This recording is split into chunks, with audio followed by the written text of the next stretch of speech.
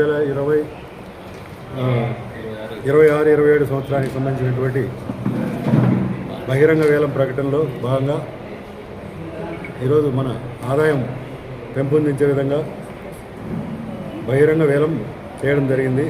అందులో మనకు రెగ్యులర్గా వారపు సంత, దినసరి కూరగాయల మార్కెటు, చింత చెట్ల ఫలసాయము, బొబ్బిందొడ్డి చెరువు, నీలకుంట చెరువు, దాంతోపాటు కొన్ని చిన్న చిన్న చెరువులు కూడా ఈరోజు చేర్చి వేలం ప్రకటన చేసి దాని ద్వారా ఈరోజు కాంట్రాక్టుల డిపాజిట్ కట్టించుకొని పాల్గొనడం జరిగింది.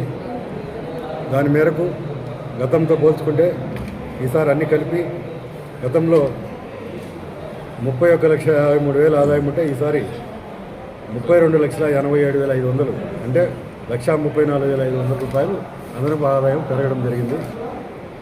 ఏదైతే మనకు వారపు సంత గతంలో 11,80,000 ఉన్నది, ఇప్పుడు 12 లక్షలు పోయింది. దిన మార్కెట్ 18,23,000 అంటే 18,30,000 పోయింది. బొమ్మిదొడ్డి చెరువు 1,50,000 ఉంటే 1,60,000 పోయింది. నీలకుంట పోయినసారి నీళ్ళు లేవు కాబట్టి ఈసారి ఒక 21,500 పోయింది.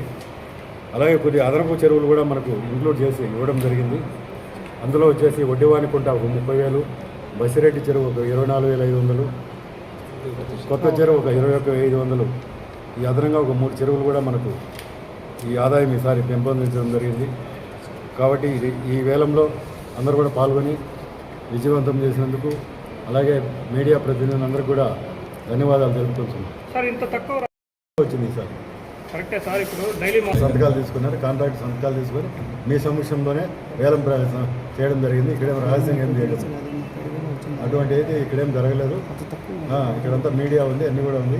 ఏదైతే మనకు ప్రభుత్వం మనకు సర్కారు వేలం పాట ప్రకటించినో దాని మేరకే దాన్ని పాండ్యం కానీ తగ్గించి ఎక్కడ ప్రకటించలేదు, అక్కడ పాల్గొనడం లేదు.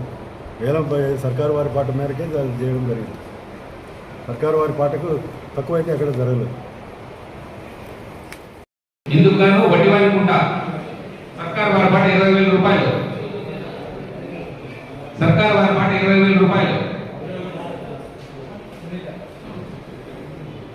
21 సునీత గారు నరసింహులు 22,000 రూపాయలు, నరసింహులు 22,000 రూపాయలు.